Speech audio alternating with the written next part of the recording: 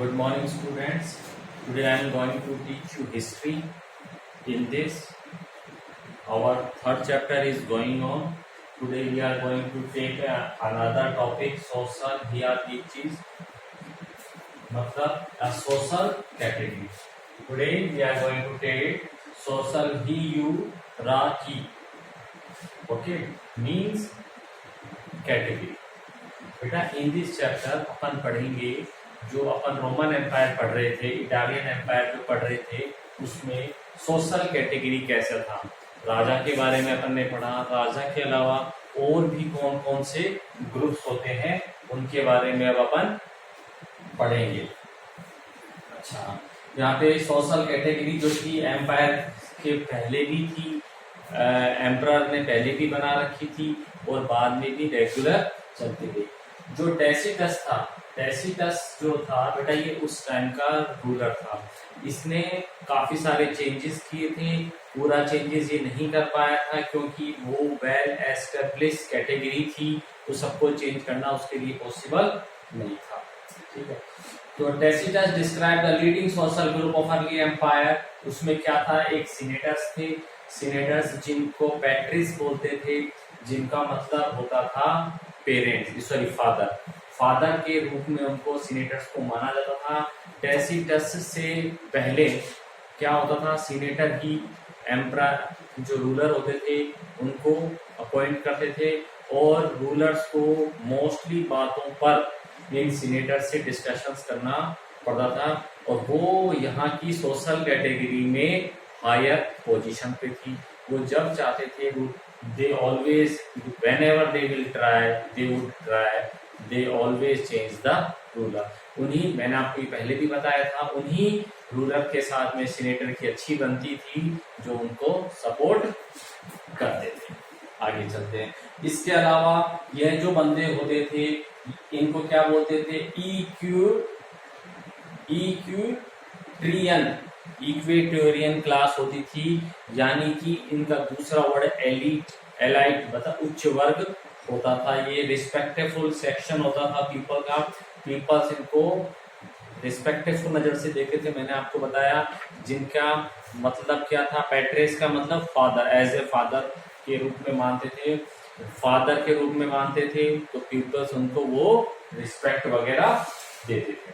अच्छा, आगे चलते हैं। ये लोग हॉर्स राइडर्स होते थे, मतलब कि पूरा उच्च वर्ग जो था अच्छा था।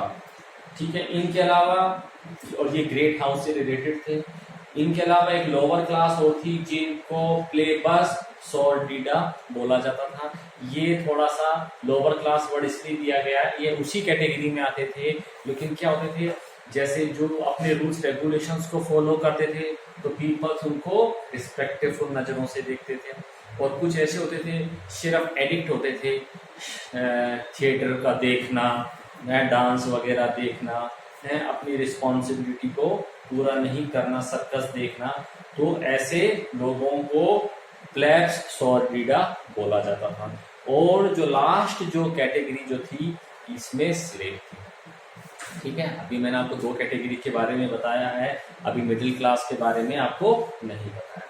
अच्छा, थर्ड सेंचुरी में क्या हुआ, सीनेट नंबर रफली 1000, जो सीनेटर्स के जो नंबर थे कितने हो गए, 1000 हो गए, जिसमें से जो हाफ जो सीनेटर जो थे वो इटालियन फैमिली से थे, यानी कि रोम एम्पायर से थे। क्या होता था, सीनेटर्स जो थे पहले रूलर्स से पहले भी एस्टेब्लिश थे, तो रूलर्स क्या करते थे, सीनेटर्स जो होते थे मोस्टली वेल्दी पर्सन होते थे ना सोसाइटी के, वो इनके मेंबर होते थे। तो जैसे जो टैसिटस जिसके बारे में अपन ने बात की, ये पावर में आया तो ये सीनेटर्स की वैल्यू को कम करना चाहता था, तो इसने क्या किया, दूसरी साइड से जो भी नए एरिया अपना एक्सटेंड करता था तो वहां के वेल्दी पर्सन को सीनेट में पोजीशंस दे दिया करते थे। ठीक है, जिसकी वजह से जो इटालियन जो सीनेटर्स हैं उनके नंबर परसेंटेज जो थी, जैसे मैंने बताया 50% ही थे, इससे पहले वो 100% होते थे, तो अपनी पावर को बढ़ाने के लिए इनके नंबर भी कम या ज्यादा होते रहते थे। लेट एम्पायर विच स्टेट, जो इनके बाद में दूसरा कौन आया, कौन कॉन्स्टेंटाइन आए फर्स्ट 4th सेंचुरी में, ठीक है। द फर्स्ट टू ग्रुप, जो टेसिटस था उसके अकॉर्डिंग फर्स्ट टू ग्रुप थे, जिसमें से मैंने आपको क्या बताया, आईक्यू स्ट्रेयन थे, दूसरे वो लोअर क्लास वाले प्लेब सॉर्डिटा थे। ये दोनों ही एरिस्टोक्रेसी में आते थे, उच्च वर्ग जो मोस्टली प्रशासन को संभालता था, ये लोग उसके अंदर आते थे, ठीक है। और ये यूनिफाइड था और एक्सपेंडेड था, मतलब बहुत ज्यादा पीपल जो थे सीनेट में इसी ग्रुप के थे। At least half of all family, अब जैसे मैंने आपको बताया 1000 हो गए थे, उनमें से अफ्रीका और ईस्टर्न ओरिजिन के भी आ गए। The late Roman aristocracy was enormous wealthy but in many way.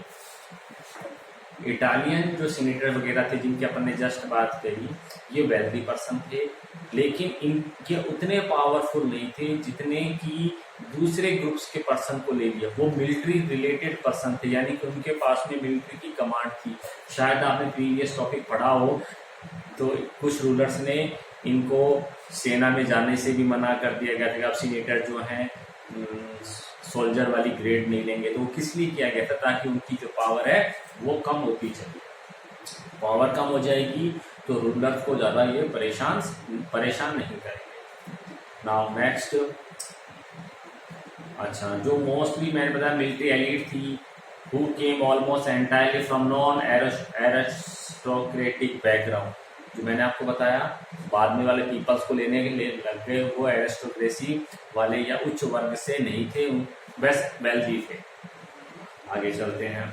The middle class how consider of the person connected with imperial service in the, अब एक मिडिल क्लास के बारे में बात आ गई। मिडिल क्लास उन पर्सन को रिप्रेजेंट करता था जो कि आर्मी में और ब्यूरोक्रेसी में, मींस एडमिनिस्ट्रेशन को चलाने वाले जो पीपल थे वो मिडिल क्लास में थे, ठीक है। इनके अलावा मिडिल क्लास में मोर प्रॉस्परस मर्चेंट एंड फार्मर्स होते थे, जो ईस्टर्न प्रोविजंस थे से आते थे। वेस्टर्न वाले इटालियन हो गया, और ईस्टर्न की तरफ किधर चले गए, अरब कंट्री की तरफ वाले जो प्रोविजंस थे वहां की बात कर रहे हैं। Tacitus describe this respectable middle class, Tacitus ने इस मिडिल क्लास को रिस्पेक्टफुल मिडिल क्लास कहा और उनका नाम दिया क्लाइंट, ठीक है। ये भी सीनेटर के ही हाउस से रिलेटेड है, ये कहने के लिए डिस्क्राइब किया। आगे चलते हैं। Not now it was chiefly government service and dependent on the state that sustain many of this family. यह जो पर्सन थे यह राजा की मदद करते थे और उसी की इनकम पे इनकी फैमिली जो थी उनका खर्चा वगैरह चलता था। इनके नीचे were the vast mass of lower class non collective as होमी लियोरेस, जिसका मतलब होता है लोअर। कई बार मैं एमसीक्यूज में पूछूंगा, please you will underline these word. They comprise, ये जो होते थे ये रूरल लेबर फोर्स होती थी, विच में वर परमानेंट, इनमें से कुछ जो होते थे परमानेंट एम्प्लॉय होते थे, लार्ज स्टेट में काम करते थे, कुछ वर्कर इंडस्ट्रीज में काम करते थे, माइनिंग में काम करते थे हैं, और ग्रेन एंड ऑलिव हार्वेस्ट करते थे, and for the building industry self employed भी थे कुछ people. Artisan who it was said, उनके लिए कहा जाता है were better fed than wages labour, इनकी कंडीशन अच्छी थी। देखो फिर एक बार समझ लो, सीनेटर की मैंने बात करी, सीनेटर्स के अलावा सीनेटर्स में भी 2 ग्रुप्स आ गए, एक आईक्यू ट्रियन हो गए, दूसरे थे प्लेब सॉर्डिडा थे, और सबसे नीचे थे स्लेव। अब स्लेव और इनके बीच में क्या थी, एक लेबर मिडिल क्लास थी। मिडिल क्लास में मोस्टली जो एडमिनिस्ट्रेटिव वर्क में किनकी हेल्प करते थे, ब्यूरोक्रेसी में थे, वो पीपल आते थे, ठीक है। इनके अलावा मिडिल क्लास में ही जो वेल्दी पर्सन होते थे, जो डिफरेंट टाइप की, मैंने भी आपको बताया डिफरेंट टाइप के काम करते थे, कहा गया मर्चेंट्स थे, फार्मर्स वगैरह थे, जो ईस्टर्न प्रोविजंस के थे, ये भी आते। इनके नीचे लेबर क्लास थी, लेबर क्लास भी माइनिंग वगैरह में कल्टीवेशंस में काम करती थी। इनके अलावा लोअर क्लास में ही आर्टिशियंस भी आते थे। इनकी जो कंडीशंस थी, जो लेबर क्लास थी जो माइनिंग वगैरह एक्टिविटी में काम करती थी, उनसे कंडीशन इनकी अच्छी थी, यानी कि ये लोग सेल्फ एम्प्लॉयड थे। ठीक है, जो सेल्फ एम्प्लॉयड थे उनकी कंडीशन जो दूसरे की सर्विस कर रहे थे, लोअर क्लास में थे, उनसे अच्छी थी। अच्छा, कैजुअल लेबर्स भी थे, बिग सिटीज में काम करते थे, and of course the many thousand, और इनके अलावा हजारों की संख्या में स्लेव थे। They were still found all over the western empire, in particular western side में, पुर्तगाल स्पेन वाला जो एरिया था उस एरिया में ये थे। अच्छा, एक और राइटर थे अर्ली 5th सेंचुरी में जिनका नाम था ओलिम्पियोडोरस जो थे, वो एक एम्बेसडर थे। हैं टेल अस दैट द एरिस्टोगेसी, उन्होंने एरिस्टोगेसी के बारे में कुछ बताया है सिटी ऑफ रोम में, जिनकी एनुअल इनकम जो थी 4000 IPS ऑफ गोल्ड थी, और देयर स्टेट, जो अपनी स्टेट से जागीरों से पैसा कमाते थे। और यह 4000 जो IPS जो मैंने आपको बताया है, ये वो पैसा है या इस पैसे में वो चीजें एक्सक्लूड की हुई हैं जो डायरेक्टली ये लोग कंज्यूम कर लेते थे। मतलब कि जैसे मान लीजिए इनके पास में फार्म लैंड भी था, फार्म लैंड्स में प्रोडक्शन होता था, और ये खुद तो करते नहीं थे, कुछ लेबर क्लास से काम करवाते थे, और खाने का जो सामान था वो डायरेक्ट मंगा लिया करते थे। तो जो खाने के ऊपर जो पैसा खर्च हुआ उसको एक्सक्लूड करके है ये 4000 गोल्ड। ठीक है, अच्छा यहाँ एक बार पीछे वाला वापस आ जाओ, इसमें मैंने आपको बताया ये नाइट्स वगैरह, नाइट्स मतलब KNITS, नाइट्स या हॉर्स राइडर उनको कहते हैं जो सीनेटर से रिलेटेड होते हैं, उनके लिए आ रहा है। ये second most powerful wealthy group था। Originally they were family whose property qualified them to serve in the cavalry, इनको प्रॉपर्टी मिली हुई थी, क्वालिफाइड थे ये लोग पर्सन। कहाँ थे? क्लेवरी में, मतलब घुड़ सेना जो होती है उसमें ये लोग काम करते थे। Hence the name like senator, most knight were land owner, ये लैंड ओनर्स वगैरह भी होते थे। लैंड ओनर्स जमीन के मालिक होते थे। इसके अलावा यह लोग शिप ओनर्स होते थे, ट्रेडर्स होते थे, बैंकर्स होते थे, और बिजनेस एक्टिविटी में भी ये लोग इन्वॉल्व होते थे, ज्यादा से ज्यादा पैसा कमाने वाले होते थे। अच्छा, मॉनिटरी सिस्टम मतलब कि पैसे की क्या व्यवस्था थी यहाँ पे, तो यहाँ पे सिल्वर कॉइन्स चलते थे, लेकिन धीरे धीरे सिल्वर कॉइन्स कम होने लग गए, क्योंकि उस एरिया में जो सिल्वर की जो माइंस थी वो कम होने लग गई। जब सिल्वर की माइंस कम हो गई तो उन्होंने सिल्वर कॉइन्स सर्कुलेट करने के लिए, उनके पास में सिल्वर नहीं था, उसके बाद में वो लोग कॉन्स्टेंटाइन के टाइम के अंदर गोल्ड के ऊपर आ गए थे, फिर इन्होंने गोल्ड कॉइन्स स्टार्ट किए थे। आगे चलते हैं। The late Roman bureaucracy both the higher and middle society, इसमें एक वर्ड है ईशूलोन, ईशूलोन बनाए कर लेना, इसका मतलब होता है सोसाइटी। लेट रोमन जो ब्यूरोक्रेसी जो थी उसमें हायर और मिडल सोसाइटी के पर्सन भी थे, और इनका एफ्लुएंट ग्रुप था, मतलब प्रभावशाली ग्रुप था। क्यों थे प्रभावशाली? बिकॉज जैसे मैंने आपको कहा गोल्ड सिस्टम चलता था, मॉनिटरी सिस्टम, तो ये क्या करते थे, इनको जो सैलरी मिलती थी वो गोल्ड में मिलती थी, तो ये उस सैलरी का एक्सपेंस खर्च कर दिया करते थे for land, purchasing land. Land को परचेज करने में ये उस सैलरी को खर्च कर देते थे, जिसकी वजह से इनके पास में ज्यादा पैसा था। और वहां पर great deals of corruption, especially in the judicial system and in the administration of military supply, वहाँ पे करप्शन भी था, जुडिशियल मतलब न्याय व्यवस्था में भी है, और एडमिनिस्ट्रेशन में भी, और मिलिट्री में जो सामान जाता था उसमें घालमेल कर दिया करते थे, यानी कि अच्छी क्वालिटी का सामान जो सप्लाई कर रहा है वो आदमी अधिकारी को पैसा खिला के बेकार क्वालिटी का सामान सेना में भेज दिया करता था। Extortion of higher bureaucracy and greed of the provisional governor were proverbial.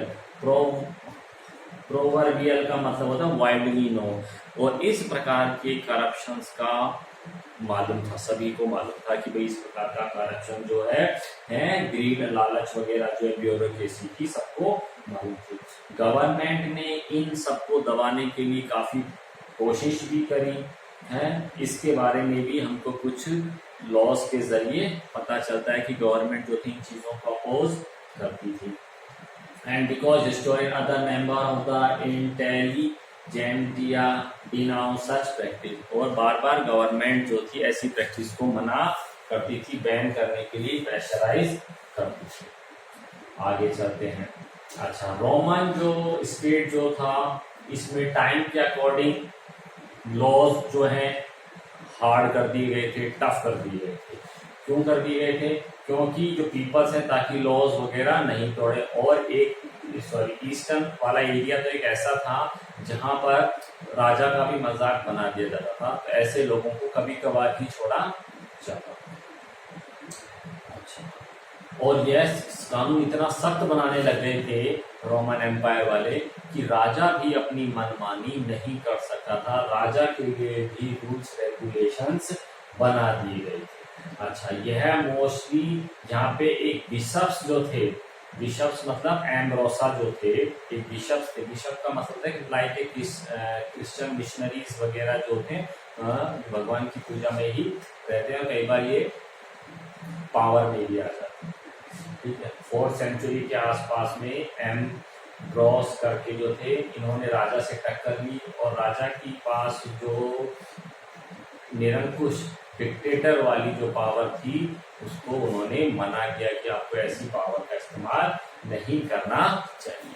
इसके बाद में बेटा नेक्स्ट टॉपिक है वो आपको नेक्स्ट लेक्चर में पढ़ाएंगे।